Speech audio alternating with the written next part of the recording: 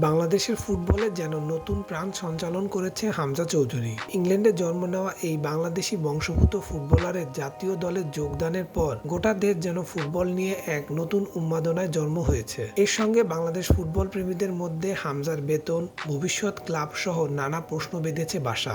ঢাকায় অনুষ্ঠিত এএফসি বাছাই পর্বে সিঙ্গাপুরের বিপক্ষে ম্যাচ শেষে পরদিনই ইংল্যান্ডের উদ্দেশ্যে ঢাকা ছাড়েন এই প্রতিভাবান মিডফিল্ডার।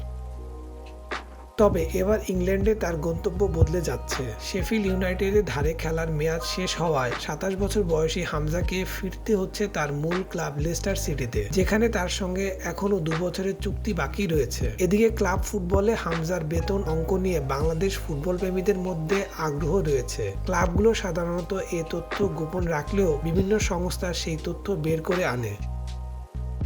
ফুটবলদের আয় নিয়ে কাজ করা প্রতিষ্ঠান ক্যাপোলজির তথ্য অনুযায়ী শেফিল্ড ইউনাইটেডে খেলাকালীন প্রতি সপ্তাহে ৪১,৪৭৩ ইউরো আয় করতেন, যা বাংলাদেশি টাকায় প্রায় ৫৭,৮২,০০০ টাকা। দৈনিক হিসাবে তার আয় ছিল প্রায় ৫,৯২৪ ইউরো, প্রায় ৮,২৬,০০০ টাকা। জানুয়ারির শেষ থেকে মে পর্যন্ত মোট ১২৪ দিনে তার মোট আয় দাঁড়ায় প্রায় ৭,৩৪,০০০ ইউরো, যা বাংলাদেশি মুদ্রায় ১০ কোটি টাকারও বেশি। শেফিল্ডে তিনিই ছিলেন সর্বোচ্চ বেতনভোগী খেলোয়াড়।